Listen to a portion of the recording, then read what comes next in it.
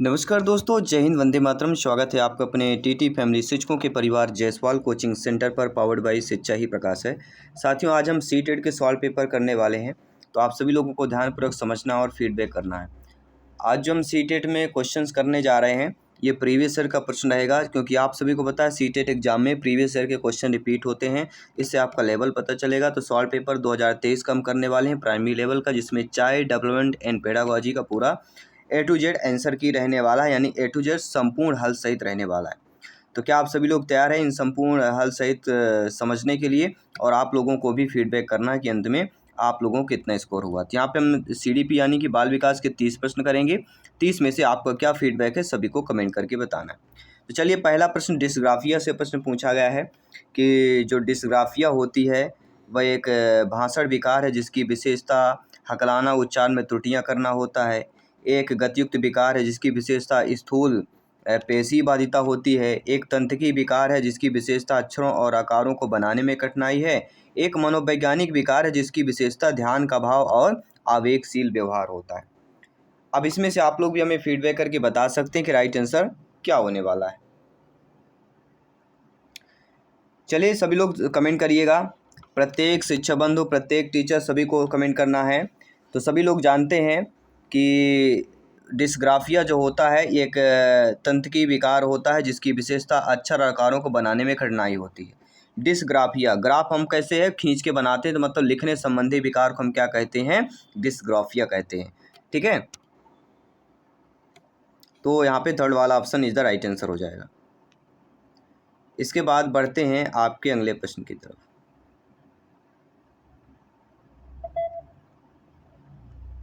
अगला प्रश्न आप लोगों के देख लेते हैं। क्या स्क्रीन पर पूछा गया है कि प्रतिभावान बच्चों को शिक्षित करने का उपागम। क्या प्रश्न पूछा गया है? जो प्रतिभावान बच्चे होते हैं उनको शिक्षित करने का उपागम जो हमें असमान रूप से तीव्र गति से क्या करता है? असमान रूप से तीव्र गति से पाठचर्या के माध्यम से आगे बढ़ाता हो। तीव्र गति से पाठचर्या के माध्यम से आगे बढ़ाता हो तो क्या कहलाता है? विभेदित, संवर्धन, त्वरण या विसर्जन। तो सभी लोग जानते हैं, आप सभी लोग ज्ञानी सर्वव्याख्याता लोग हैं, कि प्रतिभावान बच्चों को शिक्षित करने का उपागम जो उन्हें असमान रूप से तीव्र गति से पाठचर्या के माध्यम से आगे बढ़ाता है, उसको हम क्या कहते हैं? त्वरण या गतिवर्धन कहते हैं। तो तीव्र गति से संबंध किससे हो सकता है? तो गति का संबंध किससे होता है, ये समझना सभी लोग जानते हैं।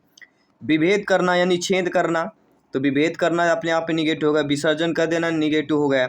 संवर्धन मतलब इकट्ठा तो नहीं किया जा रहा, क्योंकि तीव्र गति से हो रहा है, तो इसलिए त्वरण इज द राइट आंसर हो जाएगा। सभी ऑप्शनों को देखकर हम यहाँ पे राइट आंसर लगा सकते हैं, समझ सकते हैं।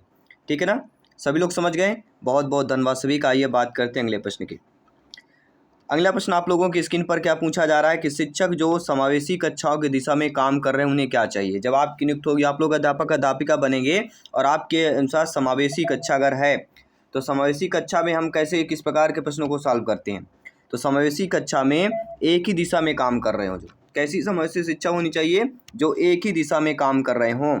तो क्या वो पाठचर्या में अनुकूलन करें, विविध दृष्टिकोण को शामिल करें, अपने स्वयं के अंतर्निहित पूर्वाग्रहों को जांच करें, या विविधता को एक बाधा के रूप में देखें। किस रूप में देखना चाहिए? आप खुद सोचिए। आप एक शिक्षक हैं, तो जो समावेशी कक्षा की दिशा में काम कर रहे हैं उन्हें क्या करना चाहिए? तो जो समावेशी दिशा में काम कर रहे हैं, कहीं ना कहीं उनको जो है पाठचर्या में अनुकूलन भी करना चाहिए। इसके साथ विविध दृष्टिकोण को भी शामिल करें और अपने स्वयं के अंतर्निहित पूर्वाग्रहों की जाँच करें। लेकिन विविधता को एक बाधा के रूप में देखें, तो विविधता को हम एक बाधा के रूप में नहीं देख सकते, तो ये निगेटिव हो जाएगा, क्योंकि बाधा शब्द निगेटिव हो जाएगा, नकारात्मक दिया गया है। बाकी सारे पॉजिटिव हैं। तो फर्स्ट सेकंड थर्ड देखिए, नहीं, सेकंड वाला ऑप्शन जो दिया गया है ऑलरेडी हमारा सही हो जाएगा। तो नो डाउट सभी लोग समझ गए। बस इसी तरह समझते जाना है, प्रिपरेशन को मजबूत करना है, तैयारी ए टू जेड करना है। ए टू जेड तैयारी करना है, सिलेक्शन वाली तैयारी करना, ताकि 101% आप सभी का सीटेट एग्जाम को फतेह कर पाएँ। साथियों, अगला प्रश्न है, सहसावस्था में समाजीकरण की खालिस्तान संस्थाएं प्रमुख रूप से महत्वपूर्ण होती है, जबकि जो प्रारंभिक बाल्यावस्था में समाजीकरण की संस्थाएं भी महत्वपूर्ण होती हैं। जो प्रारंभिक बाल्यावस्था में समाजीकरण का जिक्र किया गया है, क्या कह रहा है? प्रारंभिक बाल्यावस्था में समाजीकरण की जो संस्थाएं भी महत्वपूर्ण होती हैं, यानी कि सहसावस्था में समाजीकरण की प्रमुख संस्थाओं रूप में महत्वपूर्ण होती है, जबकि प्रारंभिक बाल्यावस्था की संस्थाएं महत्वपूर्ण होती है। तो यानी सहसावस्था की समाजीकरण क्या कहलाएगी, और प्रारंभिक बाल्यावस्था की तृतीयक माध्यमिक, प्राथमिक माध्यमिक, माध्यमिक प्राथमिक, माध्यमिक तृतीयक। सभी लोग बताइए। आप सभी लोग जानते हैं कि सहसावस्था समाजीकरण, सहसावस्था जन्म से लेके तब 5 वर्ष तक की अवस्था कहलाती है, इसलिए यह प्राथमिक हो जाएगा। यानी सहसावस्था में समाजीकरण की प्राथमिक संस्थाएं प्रमुख रूप से महत्वपूर्ण होती हैं, जबकि प्रारंभिक बाल्यावस्था की संस्थाओं में माध्यमिक संस्थाएं महत्वपूर्ण होती हैं। बाल्यावस्था 6 से 12 होता है, 12 से 18 सहसावस्था होता है। 3 ऐसी अवस्थाएं जहां से 10 से 12 प्रश्न पूछे जाते हैं। तो अवस्थाओं वाले प्रश्न सभी को पढ़ना है, और आने वाले क्लासेस एग्जाम में हम बहुत सारा प्रैक्टिस करने वाले हैं। लेव वाइगोस्की के अनुसार क्या होता है, सभी लोग बताइएगा। देखिए, वाइगोस्की का संबंध कहीं ना कहीं हम सभी लोग जानते हैं, इनका संबंध किससे होता है। वाइगोस्की के अनुसार यहाँ पे क्या सही होगा कि सामाजिक कारक भाषा विकास को प्रभावित करते हैं, परंतु संज्ञानात्मक विकास को नहीं करते। संज्ञानात्मक विकास भाषा विकास को सुगम बनाता है। भाषा विकास और संज्ञानात्मक विकास एक दूसरे से स्वतंत्र रूप से विकसित होते हैं। यह भाषा विकास संज्ञानात्मक विकास को सुगम बनाता है। यहाँ पे क्या होगा, लेव वाइगोस्की के अनुसार सभी को बताना है। हर एक क्वेश्चन साथियों इंपॉर्टेंट है यहाँ पे। चलिए सभी लोग बताइए, सोचिए समझिए, क्योंकि यहाँ अगर आप लोगों ने सोच समझ लिया तो एग्जाम हॉल में बहुत ही काम आने वाला है। एग्जाम हॉल में बहुत चीज़ें आपकी काम आने वाली। देखिए, लेव वाइगोस्की की अगर बात करते हैं, इनका ज़्यादातर हिंदी में प्रश्न आते हैं, ठीक है ना। हिंदी में ज़्यादातर वाइगोस्की, क्योंकि वाइगोस्की की समाजशास्त्री शिक्षा का सिद्धांत भी आपने पढ़ा होगा। तो लेव वाइगोस्की अनुसार भाषा विकास संज्ञानात्मक विकास को क्या बनाता है, सुगम बनाता है, ना कि संज्ञानात्मक विकास भाषा विकास को सुगम बनाता है। क्या बनाता है, जो भाषा विकास होता है वह संज्ञानात्मक विकास को सुगम बनाता है। और अगर आप पढ़े होंगे ZPD, एक नाम आता है, अक्सर एग्जाम में पूछा जाता है सीटेट में। ZPD को हम बोलते हैं प्रोक्सिमल डेवलपमेंट, मतलब ऐसे कार्यों की एक श्रृंखला को संदर्भित करता है जो एक बच्चा अधिक कुशल, वयस्क और सहकर्मी से केवल अधिक जानकार बनता है।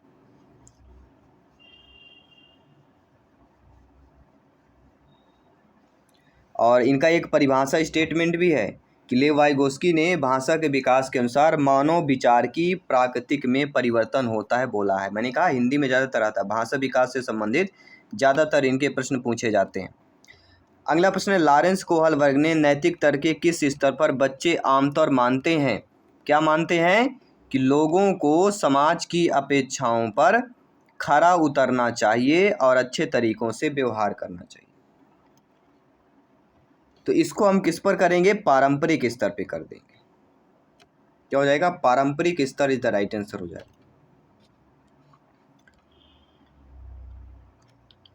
आइए बात करते हैं अगले प्रश्न की। निम्नलिखित कथनों को पढ़ना है और सही विकल्प का चयन करना है।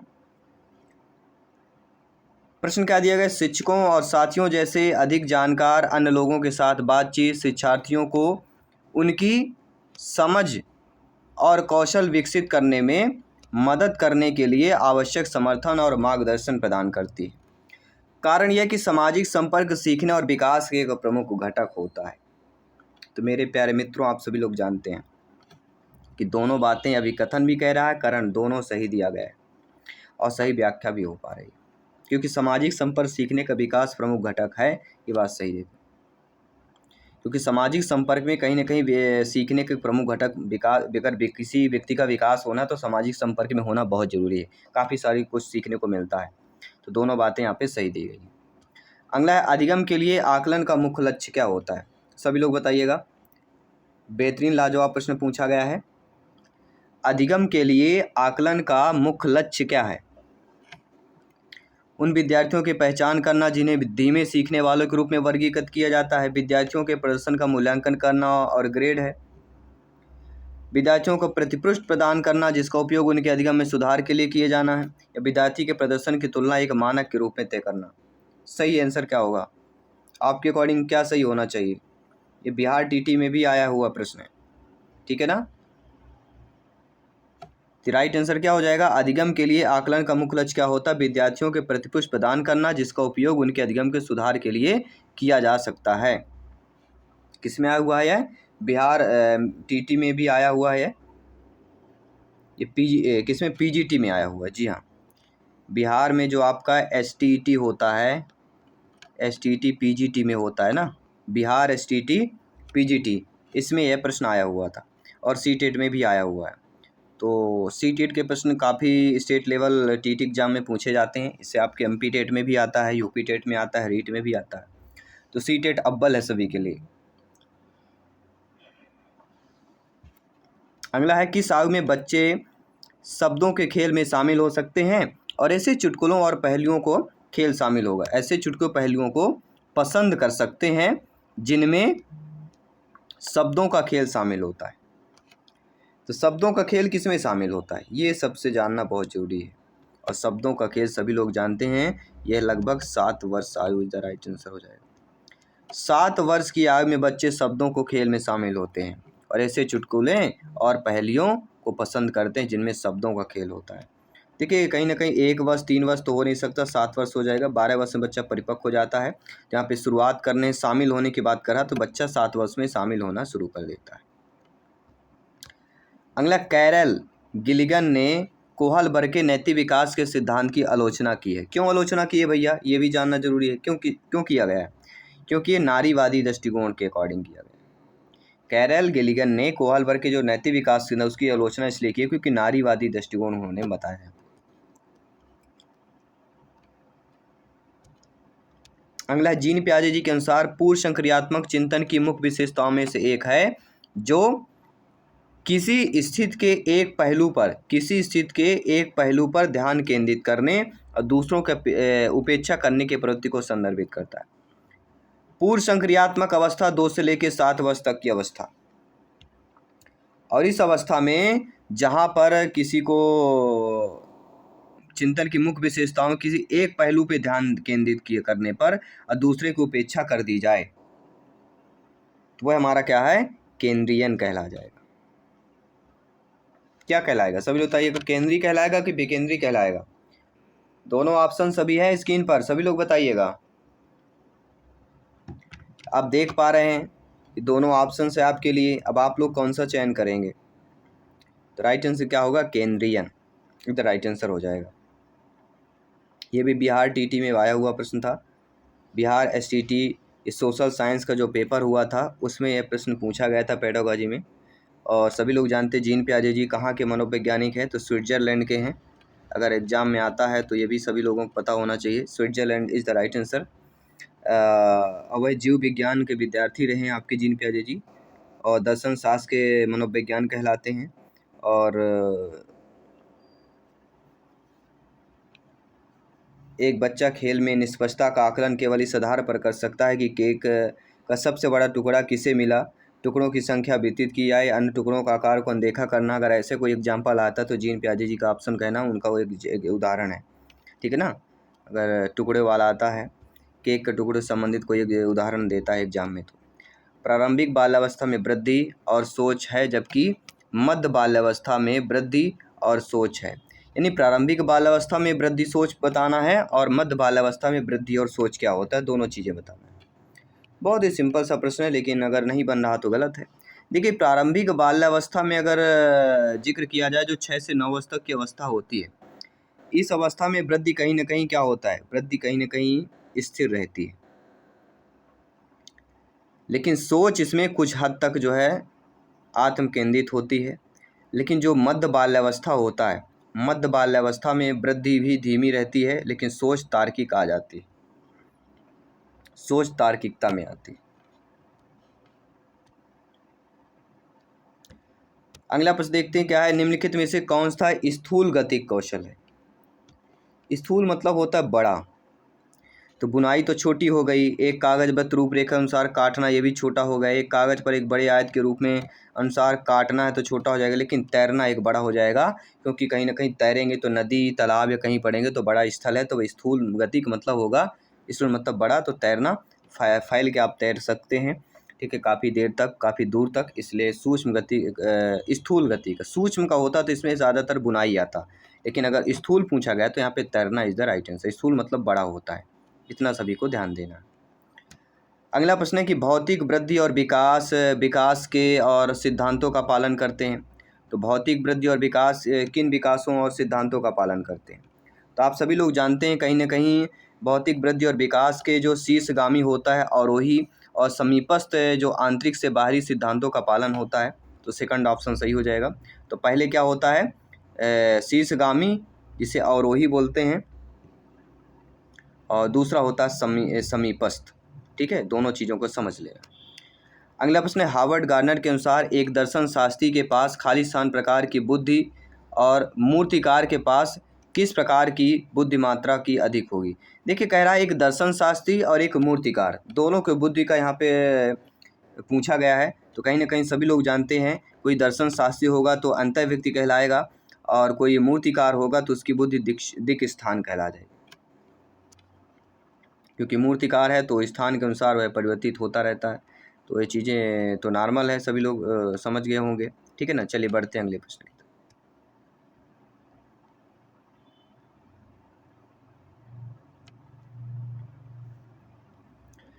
अगला है, अनुभवात्मक अधिगम किस पर बल देता है। देखिए जो अनुभवात्मक अधिगम होते हैं किस पर बल देते हैं, तो अनुभवात्मक अधिगम की अगर बात करता हूँ तो आप सभी लोग जानते समझते हैं किस पर बल देते हैं, और ये आपके आलोचनात्मक प्रतिबिंबन के महत्व पर ही देते हैं।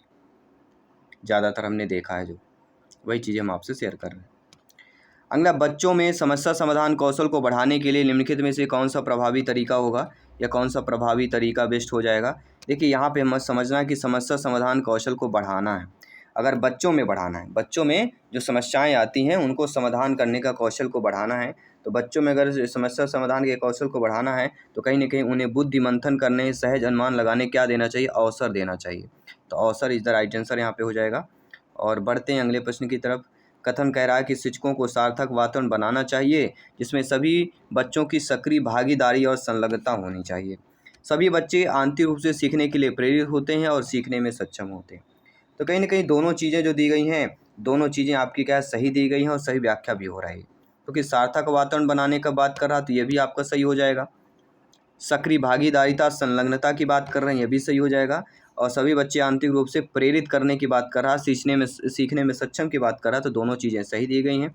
जब दोनों चीज़ें सही होती हैं तो सेकंड ऑप्शन ए आर दोनों सही है, और आर ए सही की व्याख्या भी कर पा रहा है। अगला, निम्नलिखित में से कौन सी प्रक्रिया अधिगम के दौरान योग नहीं देती है। यानी ये जानना जरूरी कि अधिगम के दौरान हमें क्या क्या योगदान देता है। संगठन देगा, वर्गीकरण देगा, वैचारिकता देगा, लेकिन गैर प्रासंगिकरण नहीं देगा, ये अपने आप में निगेटिव हो जाता है। तो योगदान नहीं देना निगेटिव, तो निगेटिव प्रश्न है, तो निगेटिव ऑप्शन को हमें चयन करना होता है। अगला, निम्नलिखित में से कौन से एक ऐसे प्रश्न का उदाहरण है जिसमें विद्यार्थी को अपनी सोच विचार करने की, विद्यार्थी को, बालक बालिका को अपनी सोच विचार करने की आवश्यकता होती है। देखिए खुद सोचिए, अगर बच्चे का अपनी सोच और विचार करने की क्षमता होती तो कहीं ना कहीं कक्षा की शुरुआत से क्रियाओं के उपयोग के बारे में आपकी समझ कैसे बदली, इसलिए आवश्यकता होती है। डी ऑप्शन इधर राइट आंसर हो जाएगा। अगला, निम्नलिखित में से कौन सा विफलता के लिए आंतरिक आरोपण का एक उदाहरण हो जाता है। अब आंतरिक आरोपण का उदाहरण कौन हो सकता है कि मैं परीक्षा में फेल हो गया क्योंकि मैंने पर्याप्त पढ़ाई नहीं की। खुद से आरोपण कर रहे हैं, भाई मैंने नहीं पढ़ा तो इसलिए फेल हो गया, तो ये क्या कहलाएगा, आंतरिक आरोपण कहला जाएगा। तो आंतरिक आरोपण इज द राइट आंसर हो जाएगा। इसके बाद बढ़ते हैं आपके अगले प्रश्न की तरफ। अगला प्रश्न कथन कह रहा है कि बहुत कम उम्र में दुनिया भर में अधिकांश संस्कृतियों में लड़कियां गुड़िया के खिलौने के रूप में चुनती हैं, जबकि लड़के जो होते हैं वह कारों को खेलना पसंद करते हैं। कारण कि बच्चे किसी विशेष संस्कृति की अपेक्षा के आधार पर एक लड़के और लड़की के लिए क्या उपयुक्त माना जाता है, इसके बारे में जानकारी व्यवस्थित करने और उसके अनुसार व्यवहार करना बता रहा है। कुल मिला के प्रश्न ये दिया गया है कि आपकी दोनों बातें सही दी गई हैं, कारण कथन और कारण भी दोनों सही कर रहा है, क्योंकि यहाँ पे नेगेटिव हम कोई भी बात नहीं लगी हमें, दोनों चीज़ें सही दी गई और अक्सर आपने भी अनुभव किया होगा। ठीक है ना। लेव वाइगोस्की के अनुसार खाली स्थान बच्चों के संकल्पनात्मक योग्यताओं के विकास में महत्वपूर्ण भूमिका निभाता है। तो क्या महत्वपूर्ण भूमिका निभाता है ये सभी को बताना है। तो कहीं ना कहीं जब हम जानते हैं इसमें सहकर्मी सहयोग हो जाएगा। लेव वाइगोस्की के अनुसार सहकर्मी सहयोग बच्चों के संकल्पनात्मक योग्यताओं के विकास में महत्वपूर्ण भूमिका निभाता है, सहकर्मी सहयोग होगा। देखिए मूर्त पुरस्कार, तो मूर्त शब्द अपने आप नहीं होगा, अलगाव भी अलग हो जाएगा, मानकीकृत हो जाएगा कहीं ना कहीं। तो लेव बच्चों के संकल्पनात्मक योग्यता की बात कर रहा है, इसलिए सहकर्मी सहयोग इज द राइट आंसर हो जाएगा। सा से संकल्पनात्मक, सा से सहकर्मी। अगला है, लेव वाइगोस्की के सिद्धांत के अनुसार आंतरिक वाक्य क्या कहलाता है। तो आंतरिक वाक तो जानते ही होंगे कि बच्चों के लिए अपनी सोच को नियंत्रित करने एक तरीका होता है जिसे हम आंतरिक वाक बोलते हैं। अगला है 4 वर्ष की अपर्णा कहती है कि बटन जिंदा है क्योंकि वह उसकी शर्ट को एक साथ बांधने में मदद करता है। जीन पियाजे जी के अनुसार उसकी सोच की विशेषता बताइए। उसकी सोच की विशेषता जीववादी चिंतन हो जाएगा। अगला, निम्नलिखित में से स्वलीनता वाले विद्यार्थियों के विशिष्ट विशेषता क्या होती? अब देखिए एक ही लाइन में हमारा उत्तर क्लियर होगा। कैसे होगा? कह रहा स्वलीनता वाले विद्यार्थी। तो स्वलीनता वाले विद्यार्थी मतलब क्या होता है? बार बार दोहराव और आवर्ती वाले हो जाए, स्वयं में लीन हो रहते हैं और खुद खोजने खुद समझने की कोशिश करते हैं। शिक्षार्थियों के बीच आलोचनात्मक या समालोचनात्मक चिंतन को सुगम बनाने के लिए शिक्षकों को उन्हें विविध परिस्थितियों और विभिन्न दृष्टिकोणों से अवगत कराना चाहिए। जब विद्यार्थी विविध मतभेदों के बीच बातचीत में संलग्न होते हैं, वे समालोचनात्मक और रचनात्मक सोचने की अपनी क्षमताओं को सीखते और समृद्ध करते हैं। कहीं ना कहीं इस को पढ़ने के बाद हमें ये जिक्र होता है, तो ये भी कहीं ना कहीं दोनों बातें सही दी गई हैं और एक ऊपर पर व्याख्या भी सही कर रहा है, इसलिए सभी को राइट आंसर मान लेना। निम्नलिखित में से अधिगम का प्राथमिक लक्ष्य क्या होना चाहिए? अधिगम यानी सीखना। अब आप सभी लोग शिक्षक बंधु हैं, ज्ञानी सर व्याख्याता लोग हैं। सीखने का क्या एक लक्ष्य होता है? सीखने का क्या लक्ष्य हो सकता है? तो कहीं ना कहीं सीखने का लक्ष्य समोच्चात्मक चिंतन का विकास करना हो जाएगा। ना तो रटना होगा, ना ही याद करना, ही साथ प्रतिस्पर्धा करना अपने समकक्षियों के साथ। कहीं ना कहीं ये भी ऑप्शन कह रहा है, सी ऑप्शन भी पॉजिटिव है, लेकिन प्राथमिक लक्ष्य क्या होता है? जो सम आलोचनात्मक चिंतन है उनका विकास सबसे ज़्यादा इंपॉर्टेंट हो जाता है। इसके बाद प्रतिस्पर्धा की बात करते हैं। बच्चे सबसे प्रभावी ढंग से तब सीखते हैं यदि कोई अवधारणा। बच्चे प्रभावी ढंग से कब सीखते हैं? जब कोई अवधारणा सामान्य से विशिष्ट की ओर बढ़े। क्योंकि बच्चे जो वही सीखते हैं जो बच्चों से आता हो। सामान्य जानकारी सीखेंगे, इसके बाद विशिष्टता की ओर बढ़ें। और CDP का 30वां प्रश्न है कि क्या पूछा जा रहा है? विद्यार्थियों की सीखने की शैलियों में क्या विविधताएं होती हैं? विद्यार्थियों के सीखने की शैलियों में क्या क्या विविधताएं होती हैं, इसको महत्व दिया जाना चाहिए। विद्यार्थी के सीखने की जो शैली होती है उसमें महत्व देना चाहिए और मानव विविधता के प्रतिबिंब के रूप में देखना चाहिए। तो फर्स्ट ऑप्शन इधर राइट आंसर हो जाएगा। ये सारे प्रश्न है जो हमने सॉल्व कर लिया है और इस पेपर को हमने सॉल्व कर लिया है अच्छे तरीके से। और सभी को प्रिपेयर में मजबूत रहना, प्रिपरेशन को मजबूत करना है, तैयारी एकदम लाजवाब करना है। आइए बात करेंगे, जल्दी आपका अगला पेपर आएगा। सभी पेपर सॉल्व कर रहे हैं, जल्दी प्रैक्टिस सेट आएगा, मॉडल पेपर आएंगे, टॉपर नोट्स आएगी, तो आप बेहतर तरीके से प्रिपरेशन कर पाएँ, अपने एग्जाम को फतेह कर पाएँ। मिलते हैं आपके अगली क्लास पे। सभी मित्रों को जय हिंद, वंदे मातरम, धन्यवाद सभी का।